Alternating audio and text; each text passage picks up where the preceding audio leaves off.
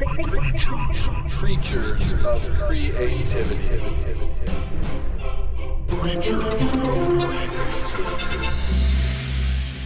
Welcome to the pilot for the podcast focused on the people and the process of creating, the Creatures of Creativity podcast. I am David Leip, veteran teacher, podcast host, and event organizer. And joining me tonight and helping me tonight found this podcast from Whole Street Productions, Ryan Tollison, filmmaker, entrepreneur, and his partner in business, Michael Segura, also a filmmaker and entrepreneur. Welcome to the show, guys. Thank you. Might as well be life as well in the partnership. Yeah, we're basically life partners at this point now. It's been a while. I mean, our lives are so connected. But yeah, thanks for having us. Yeah. Well, I think I don't think anybody would care if you were life partners, except possibly your wives. I mean, they'd be the first to probably admit that that's the case, and they wouldn't be shocked. Yeah, I mean, it's kind of like they've kind of already accepted it to a certain degree. Okay. You know, like our families are so tied together now, and Yeah.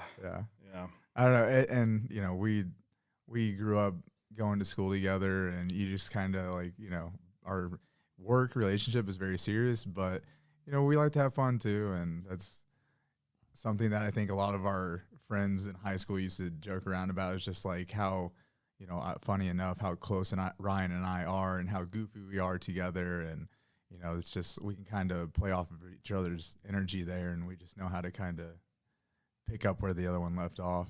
Let's start with what Whole Street Productions, your company, is. Whole, W-H-O-L-E, Street Productions. What is Whole Street Productions?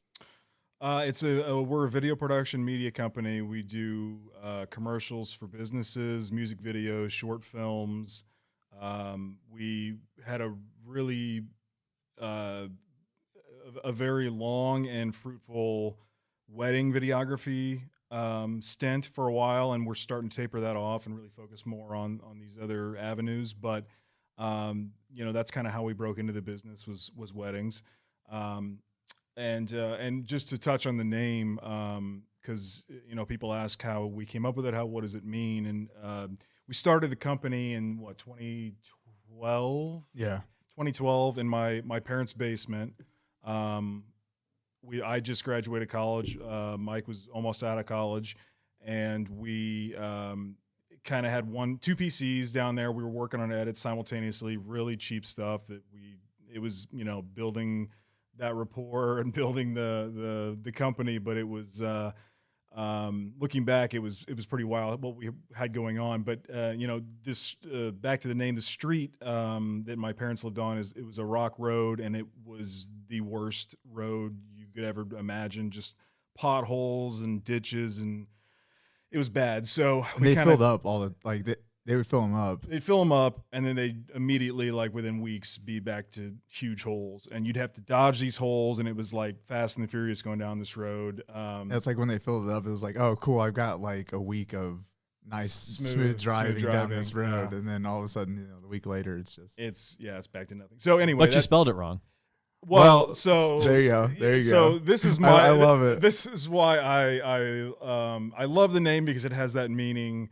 But we decided to go with Whole with the W just because we offer the whole package, which in my opinion is a little cheesy, but it is what it is. But that's, you know, what we really started out the company based on, is like, you know, we have so many different passions, and we want to be able to transcend, you know, working with different industries and not have any certain lines, like whether that's filmmaking, you know, commercials, weddings, music videos, because I was an artist when I was really heavily pushing my music when we were starting our business. Yeah, I was going to ask you, where were you when you wrote Everlong?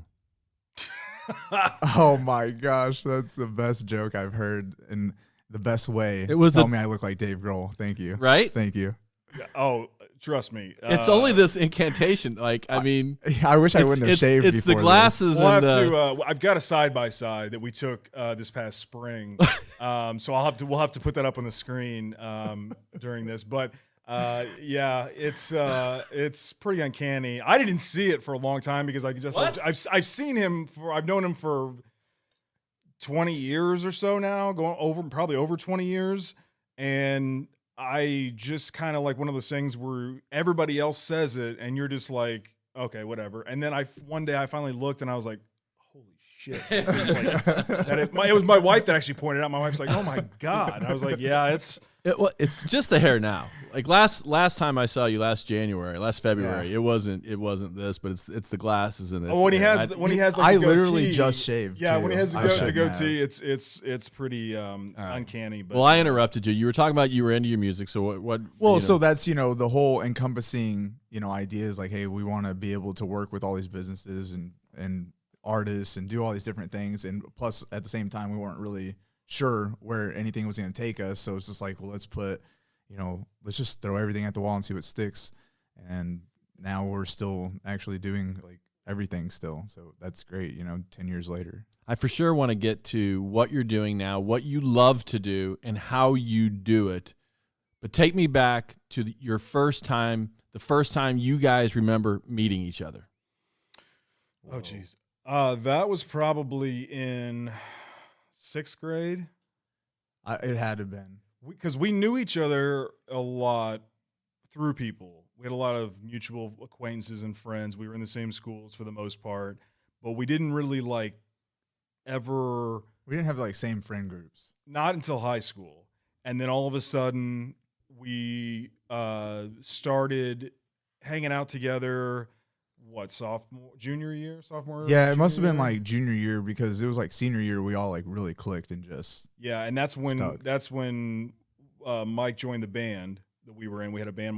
Myself, our friend Colin was a drummer, and our other friend Matt was singing. And you had a bassist who was who I'm played sorry. football, and that's that's right. So our bassist played football, and with Mike, they were on the team together. So and we were just finishing our season too, I think. Yeah, right around there. So like that's when I was like, oh, I don't have anything else to do extracurricular. Like football's over, so now. So music was our first creative foray together. I mean, we got into it, and Mike sang for a while. He was bass. I was guitar, and we played shows, played Mississippi Nights. No kidding. We were talking about earlier, right before they shut it down, like maybe a couple months before. What was the name of the closed it. band?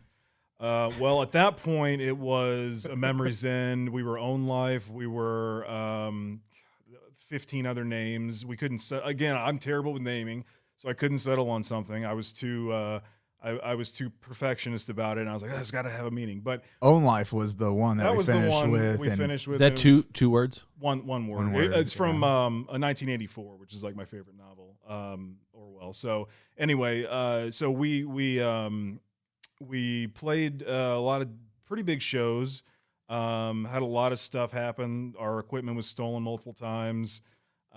Showed up to a concert that we were supposed to play, and the venue was closed, and no one told us that the show was canceled. We had packed drums into this van, and it was a whole thing. It was like the early beginnings of like all the obstacles and hiccups that like we experience now. It's like that's when True, it did prepare us quite a bit for this stuff later on. And this is all only in high school. That bled over into college. College, yeah. But I think I'd say maybe 2009, 2010 is when the band kind of went their separate ways. Our drummer went to Iowa and moved up there for a job.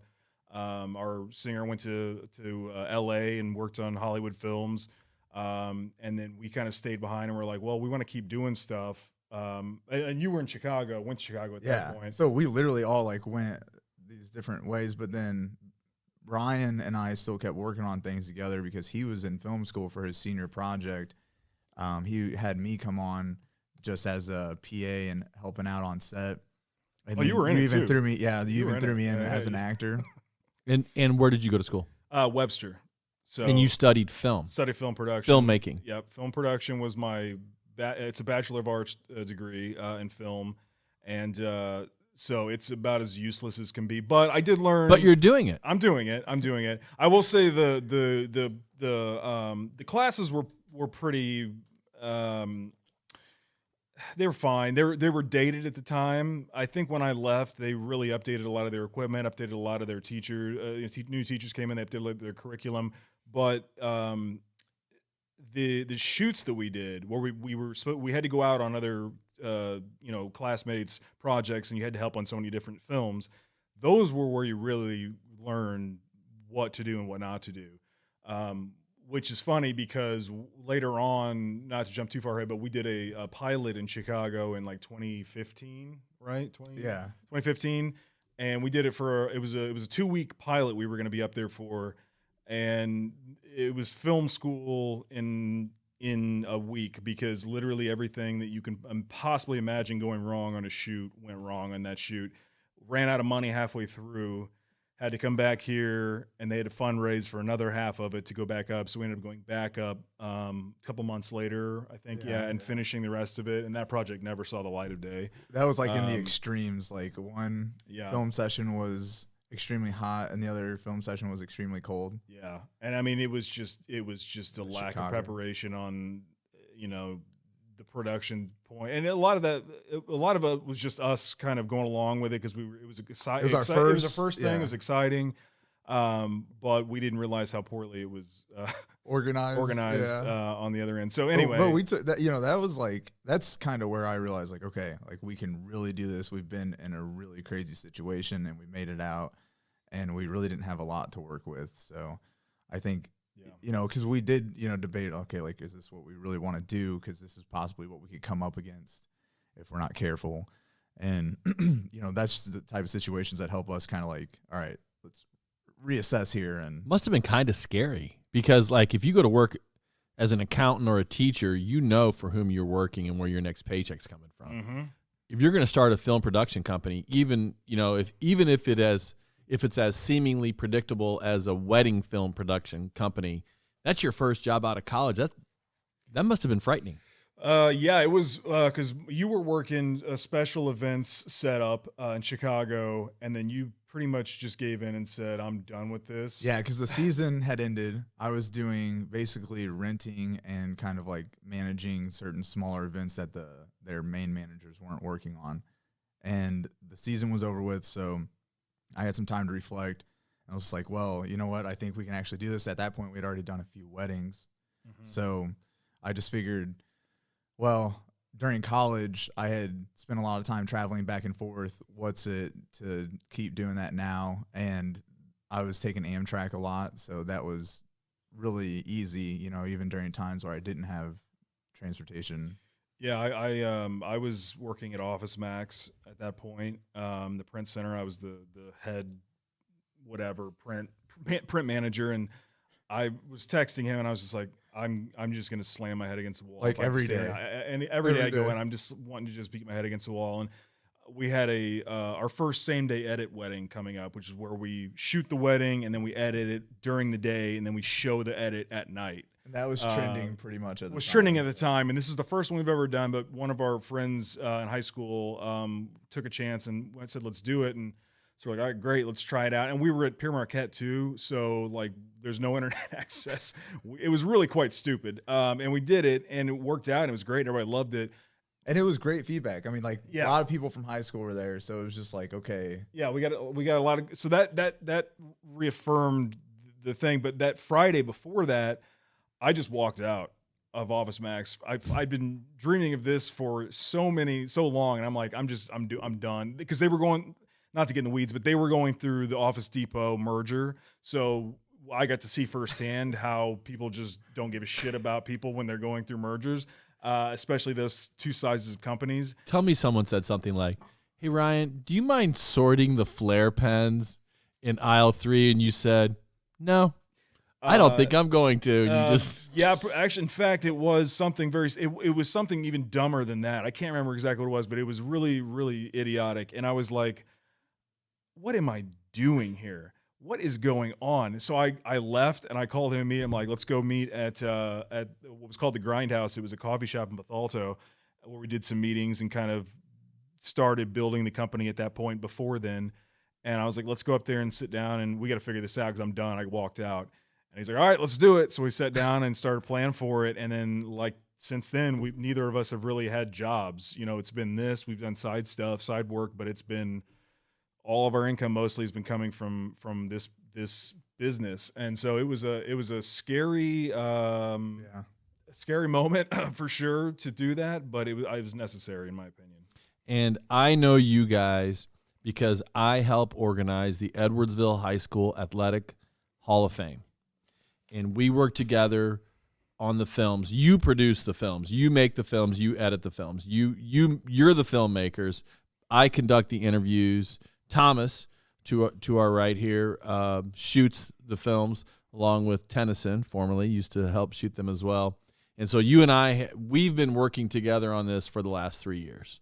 Yep. We've worked on these documentaries, these mini documentaries for the teams, coaches, supporters, and athletes that all go in the Edwardsville Hall of Fame. So those are, I consider those mini documentaries. Oh, yeah. What would you call them? That's what we consider them, and I think that's what we would love to do, things like that. I mean, even on a larger scale, bigger documentaries. But, yeah, those are always exciting and fun because we get to sort of – like 30 for 30s. Yeah, 30 for Yes. that's kind of what we had in mind, and especially this year with, the new equipment and everything, I think that's where it's trending more the Netflix style type, ESPN style type documentaries, which is awesome. Which I'm really looking forward to this year. I think it's gonna be really, really special compared, even the last couple of years are great, but I think this is gonna be every year it's stepped up. Yeah. So Can I interrupt you for just one second? yeah, go ahead. And just to fill people in on what happens then with those films. So then we have our ceremony, and our host will say just a sentence or two about the team or the individual who's going in, and then they play the film, and then there's no speeches. So these films carry the night. These films are the ceremony, and that's why these films are so important. And these films that you guys have made have brought people to tears on multiple occasions. It's pretty cool. How does that feel? It's pretty cool. I mean, I think it's something that continues to like tell us that we're doing the right things, because there are certain things that we did early on. I mean, I know individually, like with my music, there were certain songs and things that I was writing right off the bat, especially, when people got to listen to like my heart and soul, and there were people really close to me, and they were just like, wow, this is, really impressive. I think you can do this. And even though I didn't stick with being an individual artist, that was the same type of passion I kept putting towards what we're doing. And then it translated into weddings where people were having those reactions. Well, then you're kind of like, okay, well, I mean, that's not so much us. That's just, a lot of emotion tied into that type of day. But, then it's happening with these type of documentaries, and it happened in projects we've done early on, and it's still continuing to happen. We did a brand film for, which is sort of a mini documentary for a company, and we did one for a landscaping company. And the first thing he said is like almost, started crying in the middle of this because it was so powerful. It was him talking, so it was like his own. We're just putting the words together, basically in a way that makes sense and in a storytelling manner. But and I mean, but we believe like what anyone we're working with, like we believe in what they're doing, you know, and so it's just like we can feel the passion while we're editing it, and as someone who's as passionate as they are as like James with integrity, that's almost easy, for us to do, because it's just like everyone's just like is equally involved, and that's obviously what's happening with these videos for the Hall of Fame, because these are people's entire lives that some of them haven't ever even had a chance to like really stop and look back at like what they've done, and now you're giving them a real true moment to really just stop, and not just by themselves, but with like all these people who are involved, and that just brings it out. Like there's just, you can't help it, it's coming, and it's an awesome thing to see. It's an awesome thing to be a part of, but that's what I just want to be able to do, is like let our passion show through our work, and that's it right there. I mean, it's the best success. I think it's cool because once those films are out there, they're out there forever. Mm-hmm. Yeah. So when these people who go in want to show their grandkids, or 5 generations from now, hopefully these things are still up on YouTube, and people can, and on our website and on your website, and people can still check these things out. Okay, but our little films are not the only thing that you do. Obviously, you make lots of other films. You make, like you said, brand films and music videos. What are the things that pay the bills? Well, it was weddings for a long time. I think that's a pretty recession-proof industry we found, and I think people are always getting married. People are always getting married, and the budgets are going up and up and up. And the good thing about it is that we carved out a niche in like the in a family, let's say, and then we'll get referred to by, to all their friends and family. So we, out of one person, we impress them enough to where I know one family, we've gotten like 8 or 9 other weddings, and they basically just say like, okay, what do we need to do? Sign a contract. Here you go. Here's the check, whatever. It's like, they don't even, because they trust us. They've seen us work. They've seen the work itself, and it spoke for itself. So for a long time, weddings, is that both of you guys with a camera? At a wedding, it depends. We were offering solo. We offer a solo package and then a 2-shooter package, and then like I said, the same day edit, which we don't do a ton of those. I have done one in quite a while actually, but 1 week it might just be one of us out there. The next week it might be both of us out there.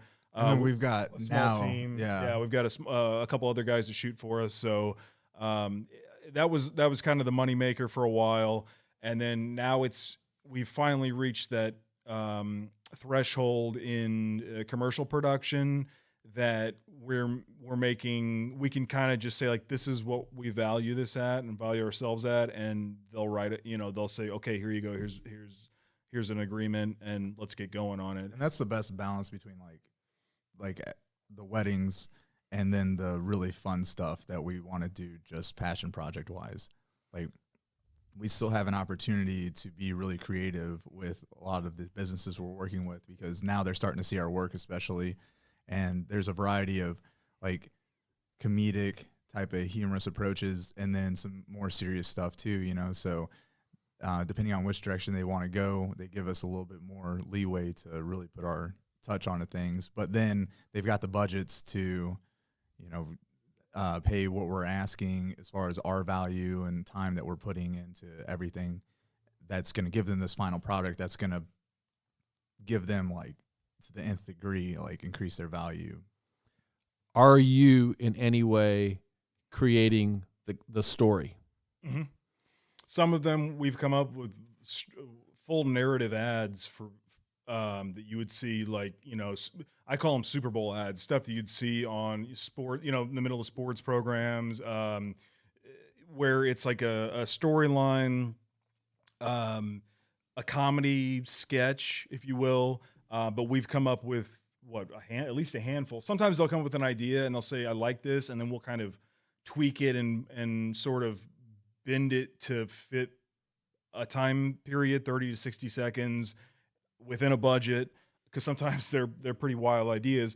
But we work with a tree company in the area, and they were really cool enough to give us kind of free reign as far as like pitching ideas. And so we came up with 2 separate short minute-long ideas, and they're like, all right, let's do it. So we produced it. So we, from start to finish, we came, the genesis of the idea was ours, and then we took it through to post-production. What was the idea?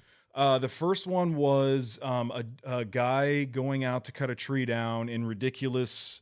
He had like barbecue gloves on, a hockey mask, like a true DIYer. True DIYer, and he had no idea. And he'd get out there, and the music's pumping up, and he's getting ready to go, and all of a sudden he goes to start this chainsaw, and it won't start, and he's like throwing it in the air trying to start it. It's the most dangerous looking thing, and the tree team gets a DIYer alert. Saying there's a DIYer about to do something stupid on their dash, and so they drive up and they get out and they pick this guy up and take him away, and like, we'll take it from here. So then there's like a montage of them cutting the tree down.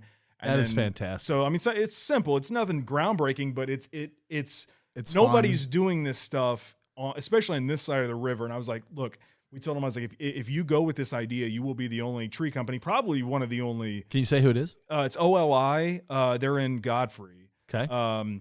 Yeah, they go all over. They're working the hurricanes. They have been working the hurricanes down south for the last 2 months now. So it's a big company. They've got a lot of huge equipment, big team. But he understands that the power of video advertising and marketing. And he's the owner. He's the owner. You're talking right to the guy who makes the decision. So there's no, let me float this past our board or whatever like that. So that gives you a lot of creative control too. Yeah, and we work with both of those types of clients. We've worked with Anheuser-Busch, where you had to go through approvals upon approvals to get things Was ready. that an in-kind sponsorship?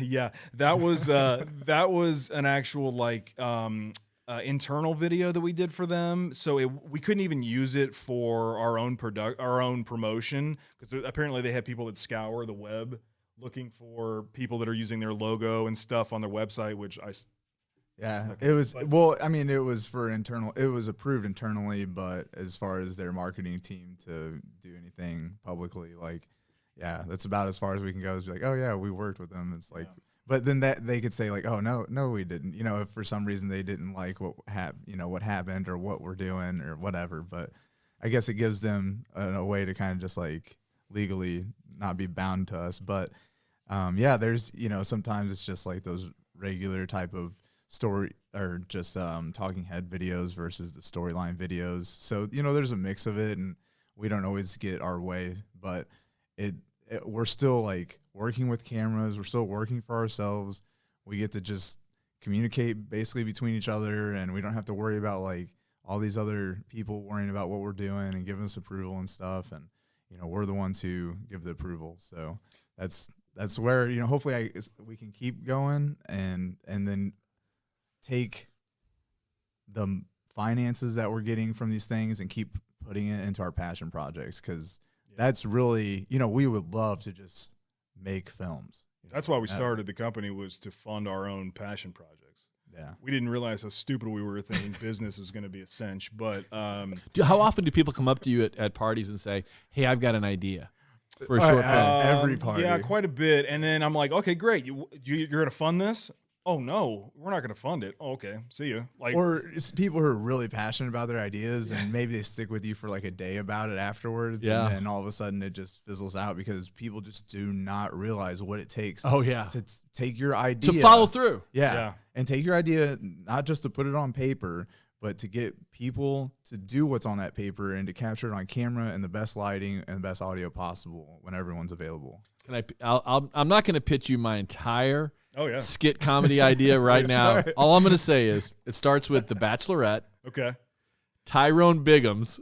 Okay. You remember the Dave Chappelle character? Yeah. Dave Chappelle's getting, Tyrone Biggums is getting no love on the Golden Bachelorette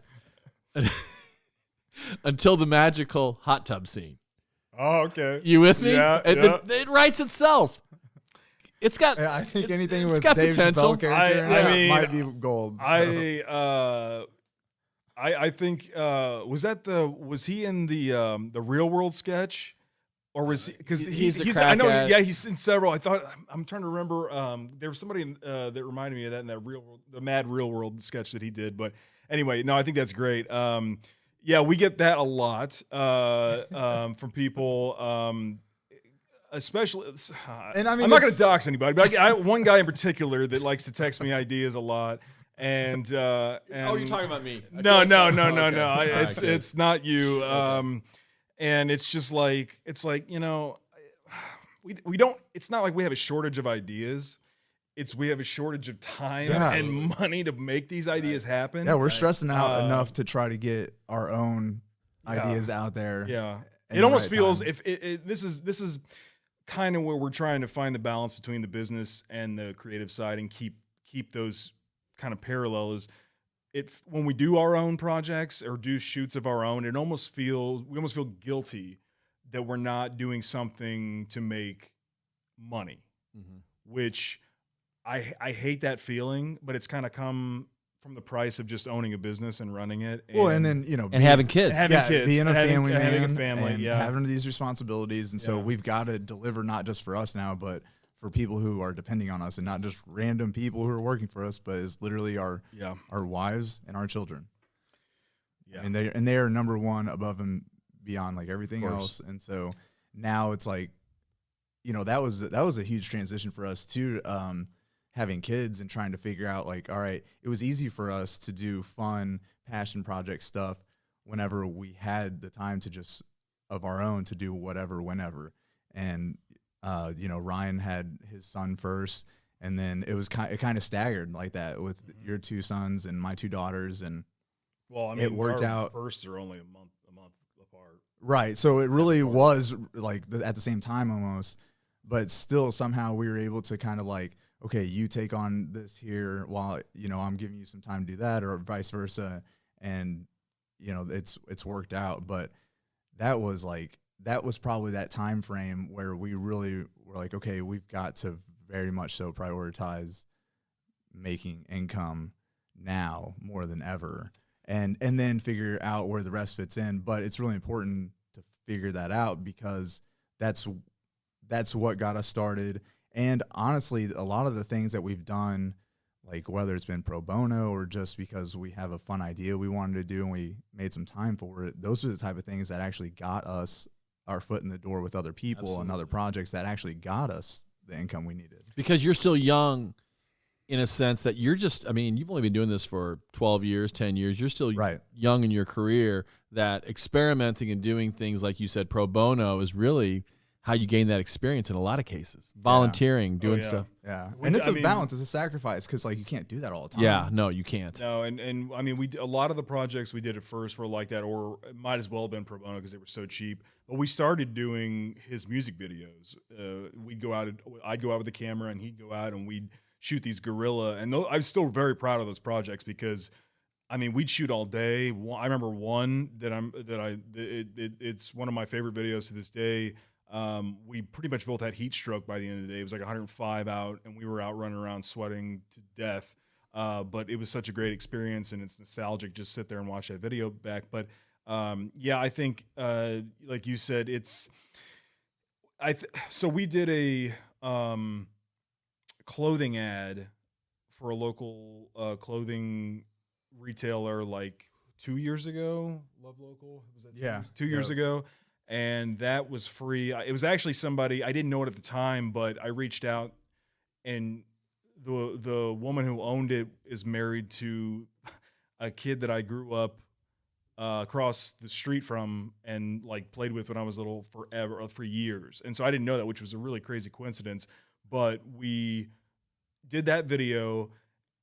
We kept seeing her stuff pop up, so we're like, "Oh, we really like this. This is a cool." Yeah, we wanted to have some kind of like where we could just do our own thing and go out and shoot. And she's like, "Yeah, let's do it." So we got Mike was in it. One of his buddies from Chicago came down, was in it, and then her cousin and her, and they were like these, and they were wearing the shirts and changing out and it was just like kind of like a slice of life kind of ad that turned into, I think, at least 2 other paid projects. Big time projects. Yeah, and one was with the a hat wash. returning Yeah. customer who was a client that was a huge step up for us, like Yeah. as far as like maintaining that level of clientele, Yeah. or like getting it and then figuring out how like big businesses operate and how we can fit in with them, so they're not like, okay, this is just 2 guys, just but they see how we operate and we're as efficient as they are, or if we're not, we can learn how to work with their systems. And that was like, that really put us in the right direction where we're at today, I feel like. And today, you're in a different place than you were when I met you 4 years ago, basically, before we started. Right. This is year number 4 for us working together on the Edwardsville High School Athletic Hall of Fame films. Compare where you were 4 years ago to where you are right now. I mean, it was substantially different. It was that was a lot. That was mainly wedding work we were doing at that point. Starting to break in a little bit to commercials or corporate video, or however you want to label it, non-wedding work. And it was, it was tough. It was a tough time. I mean, at that point, I was just starting to think about what I needed to do to own my own house. And, it's like, and that wasn't even happening until another 2 years later. Where were you? Were you here? Or were you in Ohio? No, I was in Ohio. Okay, yeah. So Yeah. you were in Ohio. By the way, we've ran this company we just had our 10-year birthday anniversary, whatever you want And to for say. the better part of those 10 years, like For 7 years. At maybe. least 7 years, he's either been in Chicago, Wisconsin, or Ohio. Not even exaggeration. Like for the first few years when he was up north, he would take the train down like sometimes every weekend in a month to shoot, which props still to this day. I can't believe we were stupid enough to do that, go through all that. But it allowed us to work for ourselves, so it was a cool opportunity. But yeah, sorry, you were talking about, so 4 years ago. So 2020-ish. Yeah, I mean, obviously that was an effed up year for all of us. But we were, Yeah, we were barely well. to see it from that point of view in like the wedding industry, especially in an event industry. Yeah, that was kind of scary. To shut down and kind of like lose all that. And then we're like, okay, maybe this is a good time to start going into the commercial world. And really like biting down on it. And, Yeah. you know, people were getting PPP money. So it was not even a thought like, oh, yeah, now I can use this for marketing. So it was a lot easier for us to start stepping into the world of commercials versus having to rely on weddings. Yeah. But that was that. And it's still, we still have weddings that we're doing. We're just very limited Selective. on them. Yeah, very selective. Very selective. Because it's now our weekends are even more important. And so it's kind of funny because I was coming down on those weekends and I was like, oh, no problem, because in the week I've got all the time to do whatever. But the way, you know, the system works, it's like the weekdays are it. And especially when you have kids, you know, going to daycare and all that, like you got to kind of work around that now. And the commercials let us do that. We only have to do like a commercial like 1 or 2 days during the week because businesses want to do it during the weekday when everybody's working. And then we have our weekends. Does a musician or a band or a group ever come to you and say, man, we've got this song, we have no idea what we want to do with it in terms of a video? The thing with music videos, which you may not know this, but there's very little money in music. The thing with the music videos is that a lot of times, like, we have grand ideas for things and we have to do it very guerrilla DIY style, which is awesome because we love doing things like that. But a lot of times the artists even then don't have necessarily the money to cover the budget. And they've usually got the biggest ideas. And they do have pretty big ideas, and we kind of rein it in a little bit. But yeah, there's been a few times where they've said, like, I don't really, so this is a tangential thing, but it also does kind of fit into this. So we went to school with a gentleman named Aaron Kellum, and he's a musician out of LA. I think he's got a studio in Nashville as well. Yeah. And wonderful music. great guy, and he's in a lot. I mean, his music's been in a lot of big stuff, shows, things on Hulu, things streaming. You probably heard one of his songs. And so he was in town randomly like 2 years ago, see family, and he just happened to put up a notice asking if somebody could do a last minute music video, basically. No idea. He knew he wanted to do like, and in the hometown, because that's what the song was about, and then like maybe in a field or something like that. And so I reached out and I was like, "Hey man, I've got a field behind my house. I live in Bethalto, and you know, I mean, It doesn't get better than this. yeah, there's a field right behind my house. We can walk there, go shoot, and so anyway, we shot there. He came over a couple days later. We went out and shot for an hour.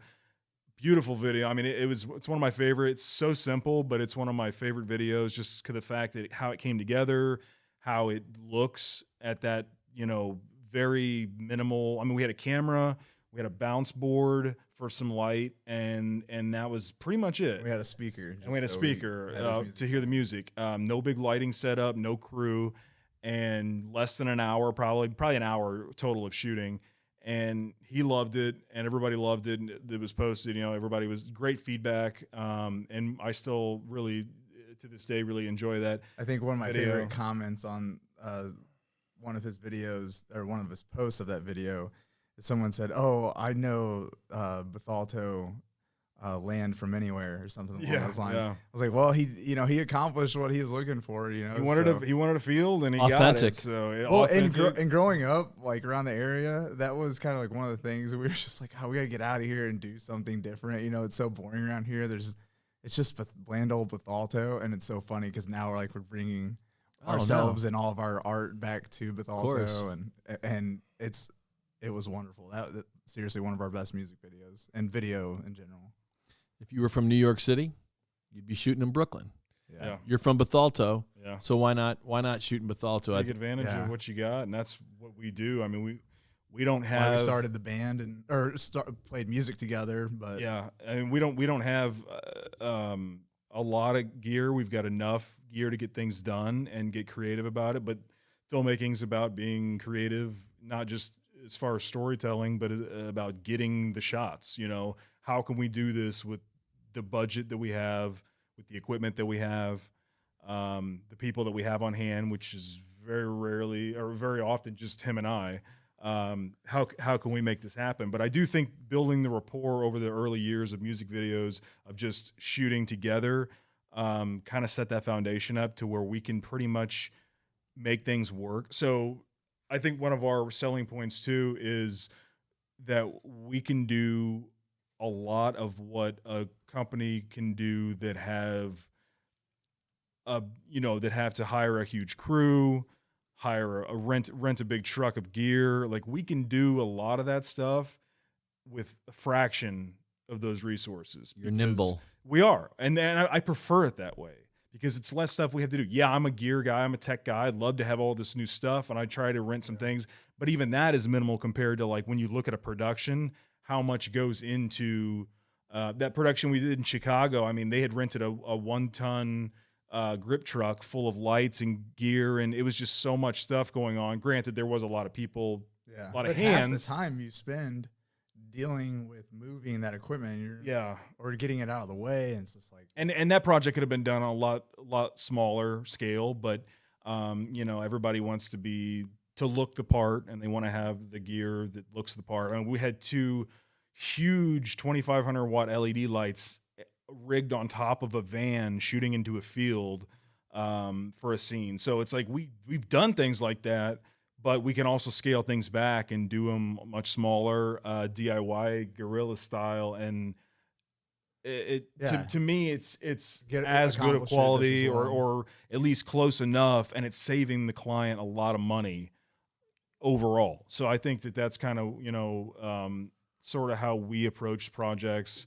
And I don't know. I think it's fun to try to build things and create things with minimal resources. Yeah, it's always a challenge. I think we're kind of the underdog type of people that like a good challenge. But just because we're doing guerrilla approaches or something along the lines where it's minimal, doesn't mean that we're not taking it seriously and we're not crossing our T's and dotting our I's. We're still, creating lists. And well, you have to be even more, in my opinion, dedicated to pre-production and having a plan. Because everyone needs to kind of be on the same page. Like, okay, if this goes wrong, then we still know what general direction we're going to go in, and everyone can start doing their part to get this working. And because you are at this level right now where you're doing everything, you are quality control on everything. Oh, yeah. You're not handing something off to somebody else and hoping that they do things up to your standards. Yeah. Let's shift gears just a little bit. I noticed on your website that you're both principals of Whole Street Productions, obviously, but you have slightly different titles. You are the director of photography. To me, it seems like you are more of the camera nerd, more of the tech aspect. I True? mean, I love storytelling. I've always wanted to direct, write and direct, and I've done that throughout life. Going to school, we wrote our own shorts and we directed them. I kind of do this I wear multiple hats out of necessity, because Mike, I kind of like taught him a lot of the stuff as far as technical things go, how things work, how films work, production, pre-production, how post-production works with editing. So I've kind of just taken it upon myself to just be behind the camera because I enjoy doing that. But eventually, we want to have a small crew where there's dedicated heads to the departments, where there's a director of photography, the producer, and then maybe like an assistant camera, and then a gaffer which works with lighting. Yeah. So like we would want that for an ideal project, we would have all those people on. Just because we've worked with a lot of companies that don't have budgets for that, we've kind of just worn multiple hats and we've kind of just done it all. Like Mike will be a producer on something, but he'll also be running sound or setting up the sound or moving lights around. Gaffing, PA, crew.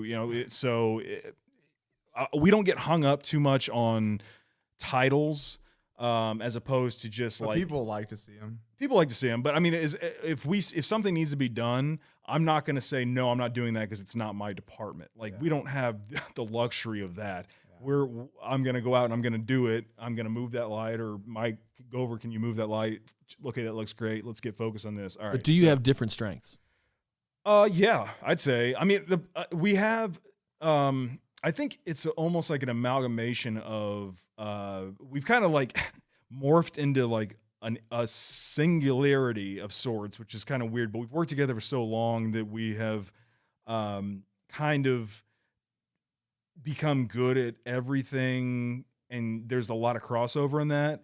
But like Mike working for the special events setup, he's got a very good eye for organization. I'm very disorganized. I used to be very organized. Something happened and now I'm garbage at it. So I'm like, okay, if something needs to be organized, whether it be like logistically on a shoot or equipment organized in a space, like that's all you, because I'm god awful at that. And I've never been able to sort of do that well. So when Ryan, he really does.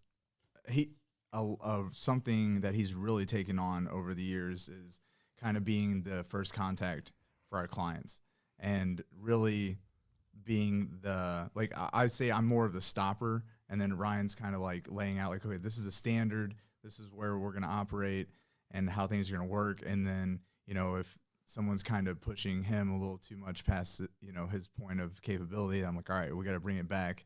And, with that ability, we're able to kind of like really point the client in the right direction. But then also Ryan does a lot of our books and everything, and keeps a lot of our, so, it's like he, with, as far as the filmmaking goes, like Ryan is definitely, he's got the eye for the lighting and getting the right angles and making sure, everyone's on the right cues. And then behind the scenes, it's kind of the same thing. Like, you're kind of lining that up as far as our business actually goes. And then, he's kind of telling me, okay, we've got this, and that, with these accounts going that way. And then I'll ask him, like, what about this, considering what we just, talked about, and so these things kind of come together equally on both sides of the camera, which is pretty cool to think about, because it's, my degree was in political science. So I was kind of taking that ability of like organization, kind of seeing the bigger picture and bringing all the things together, or taking a whole bunch of little things to make one thing. That became my forte. And that's what political science is like, you're learning about people and what comes with them and how their, what their history is. And okay, based on that, like, how are they going to behave, or what's important to them, and how's that going to impact someone else's decisions, things like that. And this is where I feel like my strong points are, which is funny that, Dave, you started pointing this out, because, I was thinking earlier, is like, I'll never forget when I was working for that special event company, and I was doing a Telemundo event where they had a whole bunch of, they were like actually international stars, like up on the stage, and we would build the stages, set up the speakers, run the show, like be the stage director and everything like that, stage manager. And at that time, I was kind of like still up and coming. I hadn't even gotten my position of production coordination. And that was the last position I did whenever we started doing our stuff. But the director at the time, he's like, hey, I've only known you for a day, and because they just kind of staffed us for this event. He's like, but I can tell, like, there's something about you, like, so I want you to do this. And with all that staging equipment comes all these boxes on casters. And so you got to like organize these boxes somewhere so they're out of sight for all these, the fans can't see it. This needs to be a tidy event, and it's an outdoor event with this huge stage. And so there's a lot of just access points for people to see it and run into it, whatever. He's like, I need you to take all of these boxes. You direct everyone where to put these boxes. I'm like, where do they go? He's like, I don't know. You got to figure that out. I'm like, okay.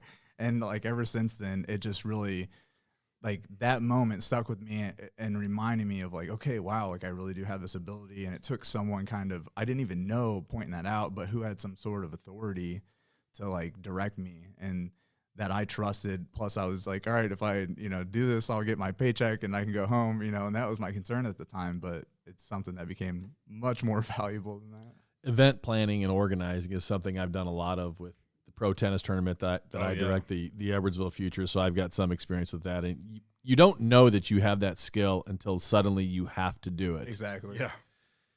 What's harder, making films or running a business? And which one do you prefer? I think I know. I prefer making films. Yeah. Of course. If someone could just hire us. Right. The problem is that it's two different, to me, it's two different sides of my brain. When I'm running business, very calculated, very logical. So there's a yes and a no. It's binary sometimes.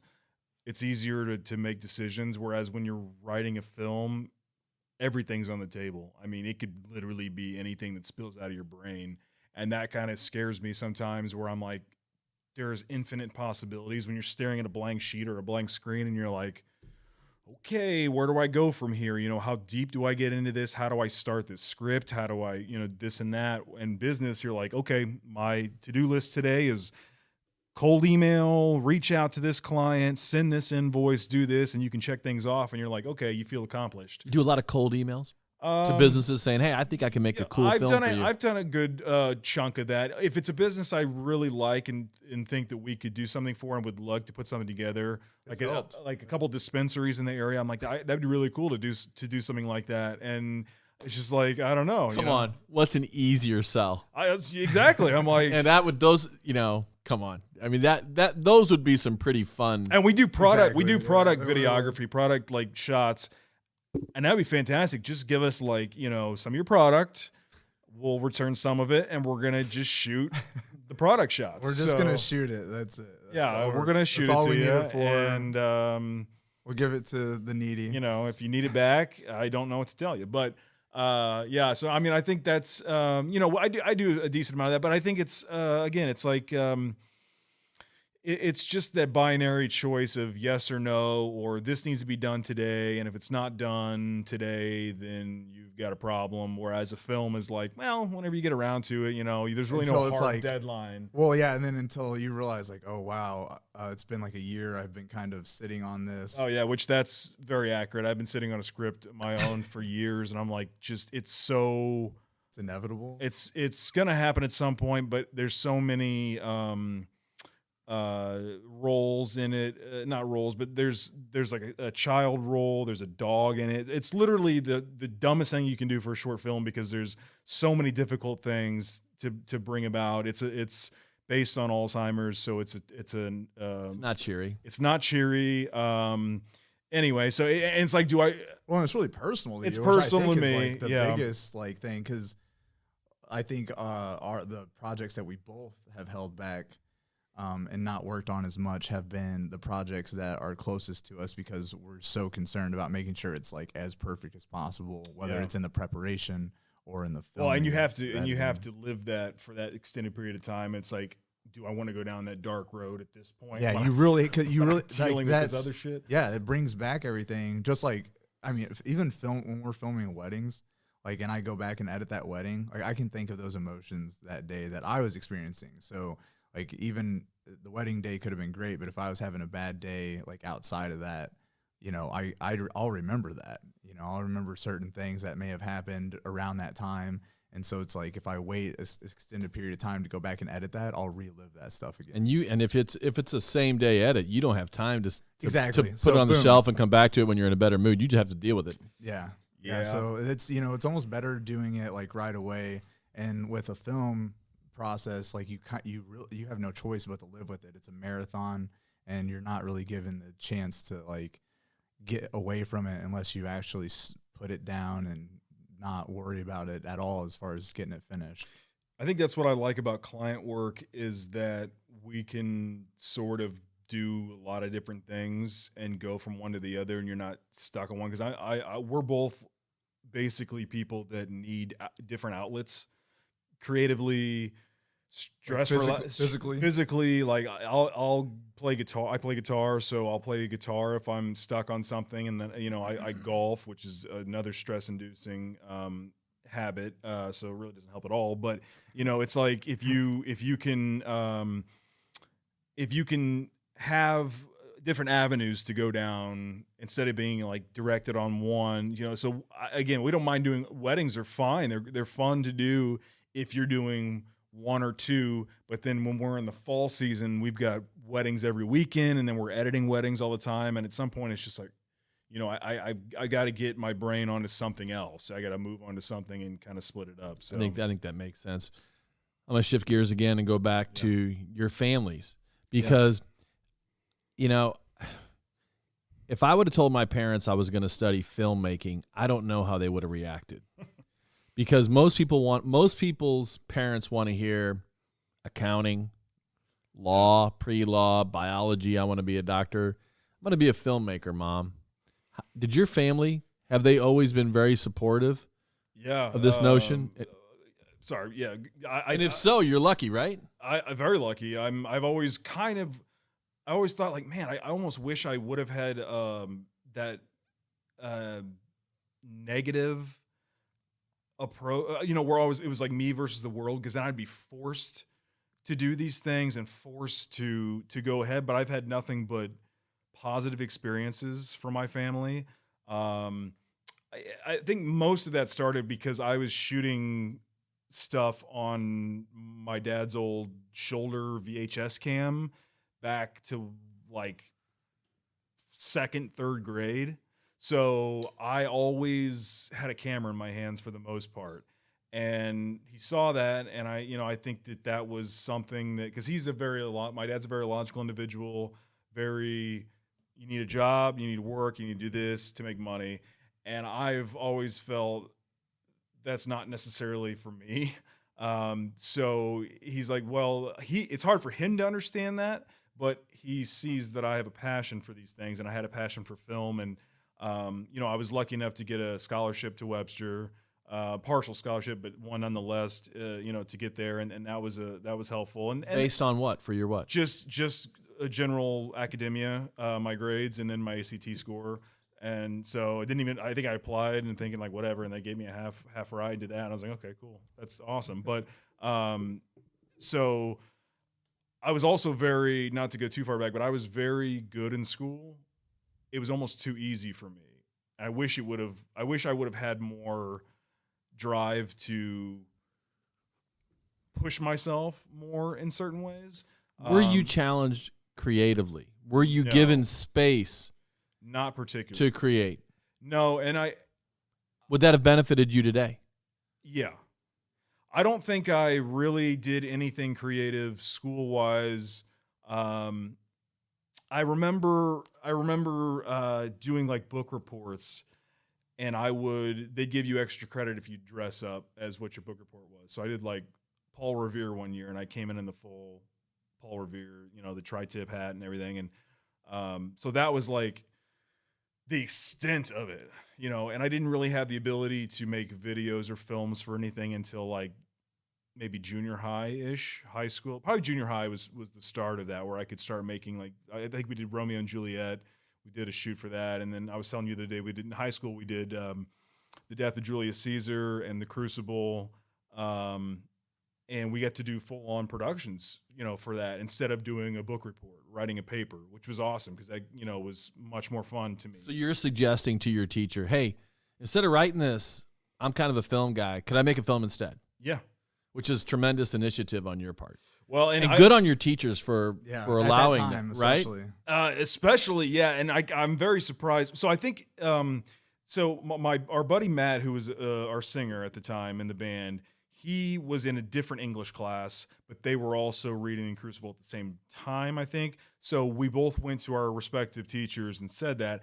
Mine was on the verge of retirement, and I don't think she would have agreed had the other teacher not agreed. So I'm fortunate and glad that he did that, because I think he had a younger teacher, and she was like, "Yeah, let's do it." And so that kind of pushed us to be able to, like, it was a crossover between the classes, and we were all working class-wise to do this. Because then film. you had like kids acting in it. Kids were acting in it. It was reinforcing the learning and the understanding of that material. Yeah, and I think it was I personally think it was a really cool experience. Everybody loved it. Everybody was into it. We had the premiere, in the class, and everybody was like clapping and having a good time. And I just feel like you're going to learn more experiencing something, especially if you're making a film of something, because you really got to understand the source material to do the film. Like, And yeah, to tell people like, okay, this is what you're gonna act like, and this is how, Yeah, I because mean, like- this is your motivation. I mean, I'm sure, I know a lot of the kids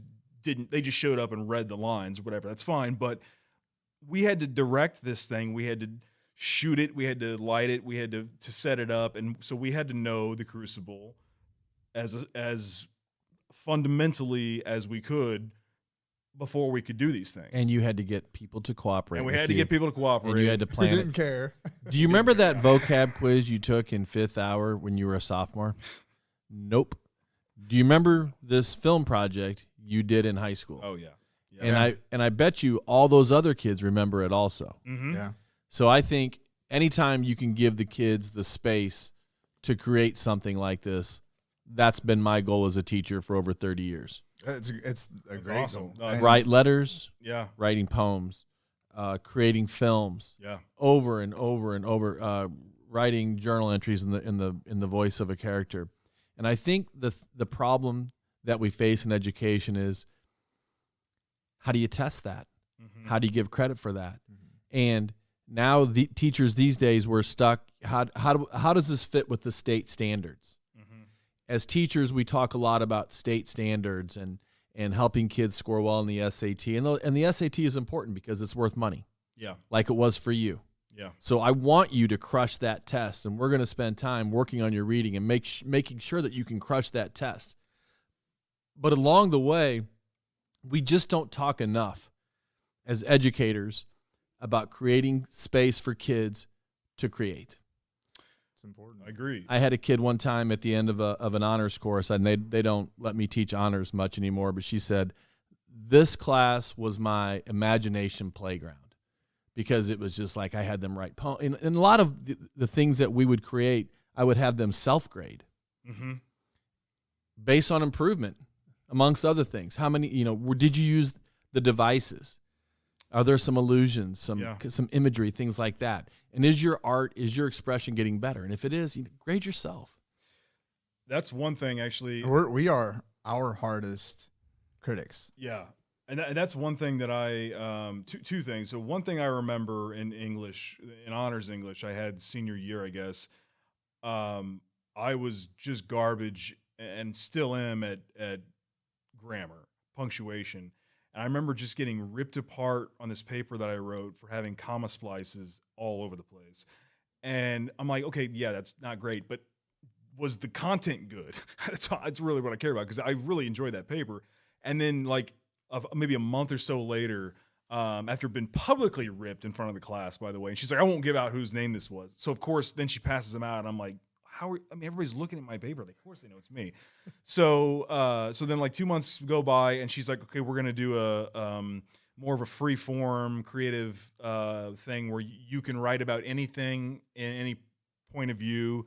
Your story was about a teacher that you hate. It should have been. It really should have been. But no, it was about a lottery ticket that got blown through the streets and ended up getting found, and it was all visually done. There was no dialogue. It was all Like a visually film. told, like a film. I'll say there's our next film. I guess. Yeah, and so and then she read that in the class. She's like, "This is unbelievable. Like, I got to read this out loud to everyone."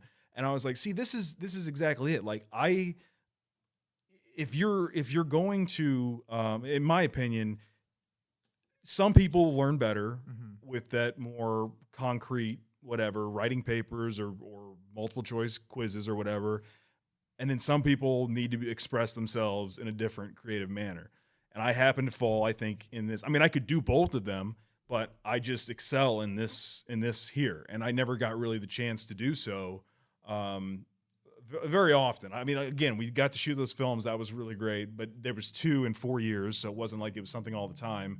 But I think, part of the reason why is the other thing I was going to say was, we were talking about this recently. We had I guess it was what you'd call like STEM learning now, but back then they didn't call it that. But it was like, remember they had the science and whatever class. It was like an AV lab combined with robotics and It's almost like you walked into the science center, but it was our it was little like room. a choir room. Yeah, and then For the when most part, they had band room. modules, and you do module for a couple of days, and one of them was filmmaking or video production, and you learn how to pan and tilt cameras and what they meant and all these things. I even remember the camera pan like Yeah. slowly Yeah. Zooming out and Yep. zooming in. Yeah. And so that was really cool. That lasted a year, and then they Yeah. ripped it out and sold all of it. And I'm like, it's like you get Well, progress, and then you take two Yeah. steps back, and it's like I don't Sold know. it. Yeah, I'd say I one of mean- my earliest memories as far as like having that creative outlet was 8th grade, and we were doing how-to projects, and I think most people were doing theirs in the class. They're presenting it in the class, but I was heavy into skateboarding at the time, so I asked my teacher, who, funny enough, lives literally next door to your parents, where we were, Yeah. where we grew up, or where we started our business at, and he allowed me to do a how-to video on how to put together a skateboard, and I was so excited to show that to the classroom, but for some reason my camera connector was messing up to the AV ports on this old TV VCR setup that I couldn't get as a display on the TV for the classroom, and so I was like so disappointed, and I was like, man, I hope he doesn't fail me. And he's like, it's all right, I'll just take the camera and watch it. So he literally watched it from the camcorder, and it was like one of those small handheld ones at the time, and everyone was like super quiet because he was a really stern teacher. Like, you didn't mess around with him. I mean, he was my basketball coach, and we went undefeated for 2 years in a row, and he made all of us guys wear ties and shirts and slacks and dress shoes every game At day. CM? In junior high at Wilbur Trimpe Middle School, and he was just What was his name? Derek Carr. Seriously, one of the huge has had a huge impact on my life to this day. And like, I don't know if he really knows that, but I was going through a hard time whenever he was in my life, like in my household. So, he was one of the type of individuals who was like a constant in my life. And even though like bad things were happening, like that were out of my control outside, he still kept the same expectations for me. He's like, you're still going to show up to practice, and you're still going to work hard, and you're still going to, come to class, and, respect our time together. And it was like that for everyone who was in his classroom, but everyone was quiet while he was watching this video. And then he gets on watching this video, and he's like, all right, Segura, you get an A+.